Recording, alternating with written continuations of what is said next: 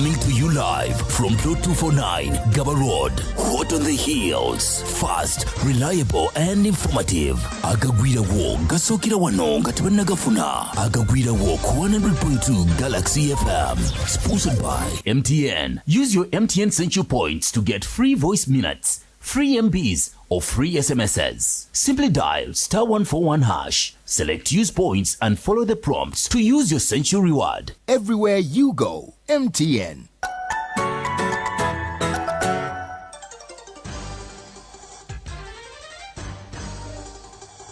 Hello there, a very good morning to you. We have exactly 8 minutes before we make it to 11 o'clock. What's happening now is Hot on the Hills.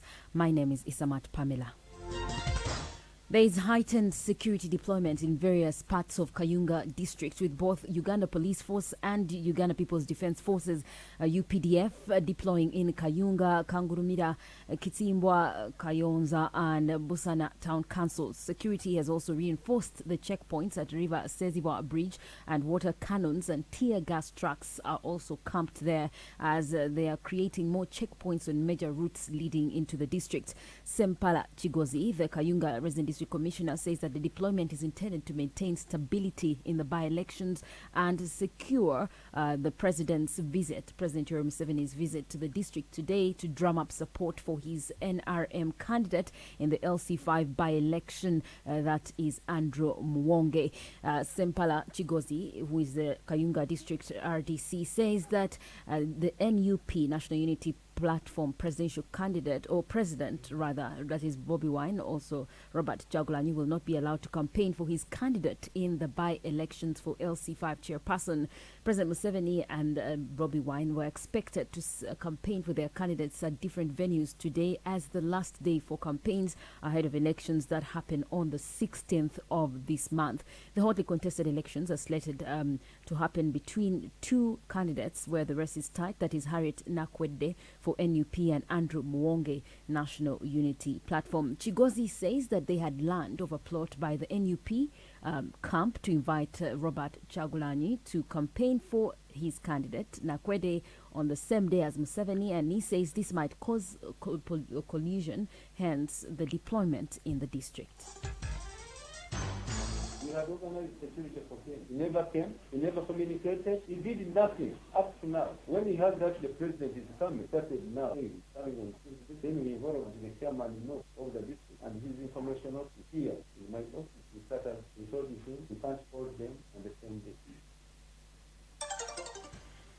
Chigozi says that they were never informed that Bobi Wine was slated to campaign for his candidate in Kayunga on the same day as Museveni, and therefore they may not allow him to hold his campaigns there. As we speak right now, police has also deployed at the residence of Robert Chagulanyi and cut off roads leading to Magere, his residence. Deployments have also been observed along Gayaza Road and all feeder roads in Magere village in Kasangati Town Council, Wakiso district this morning.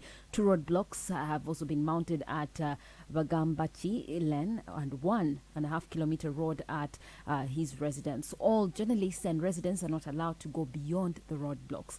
Chagulanyi was expected in Kayunga ahead of campaigns for his candidate Nakwede for the LC5 by-election campaign, but that has since been denied.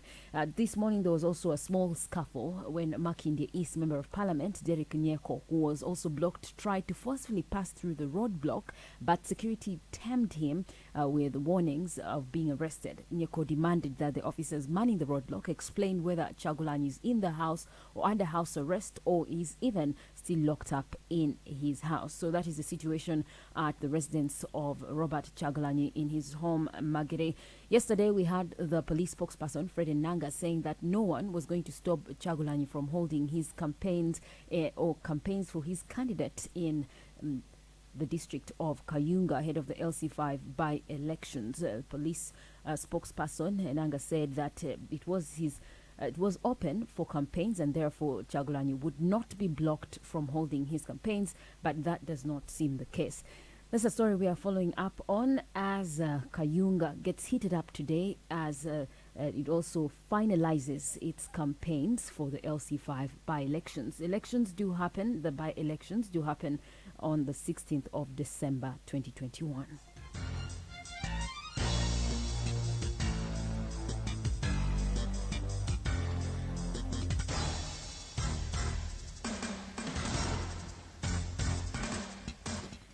Meanwhile, the Permanent Secretary, Ministry of Health, Dr. Diana Atwine, has dismissed reports that Uganda is ranking very poorly in terms of vaccinating masses for COVID-19. According to Atwine, a World Health Organization report has placed Uganda as one of the worst countries in vaccinating people for COVID-19 next to Madagascar. Atwine says Uganda has a wider vaccination coverage, but the absence of data entrants at the vaccination centers has led to poor data capture. She said that the current vaccination coverage is much higher than what is being presented at the World Health Organization dashboard.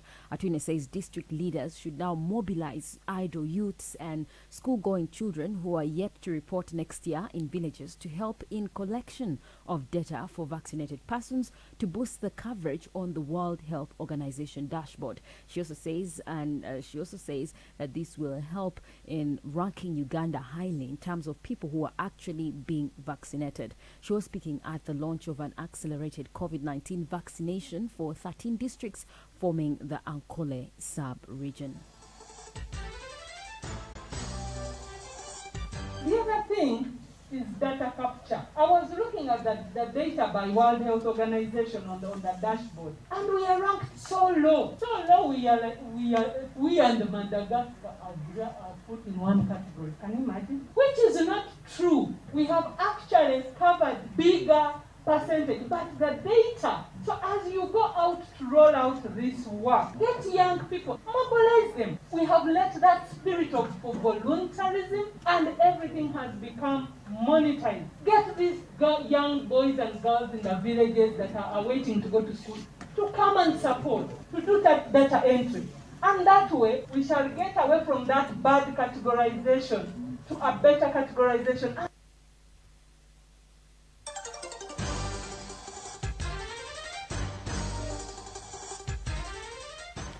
In the same meeting, the Minister for Health, Dr. Jane Ruth Acheng, says that statistics of vaccinated persons collected will help the Ministry of Health in offering digital COVID-19 certificates to the public. She says the digital certificates are recognized world over to avoid quarantine and testings of persons who travel in other countries.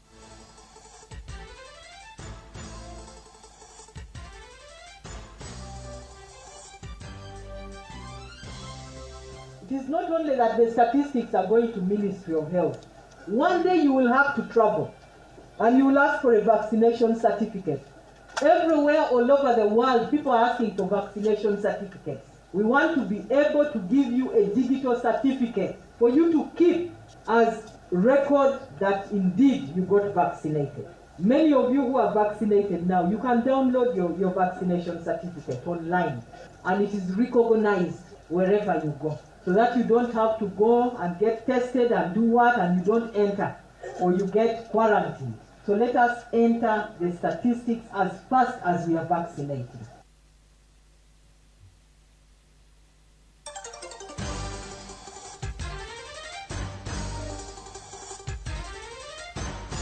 International news.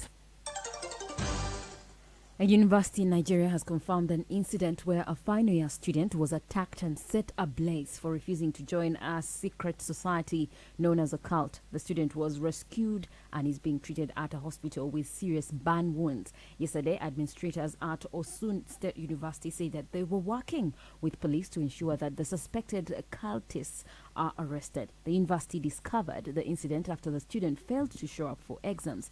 They contacted his parents, who said that he had been attacked and was being treated at a hospital. Eyewitnesses say that they heard the student shout that he would not join the cult before he started screaming for help. Violence around the cults has been the cause of a lot of concern in Nigerian universities and even in some schools. And that's how we conclude this bulletin. I am Pamela. Good morning. Hot on the Heels. Agagwira War was sponsored by Get MTN Central Points when you deposit, send or withdraw MTN mobile money and use the points to pay for goods and services through MTN Momo Pay.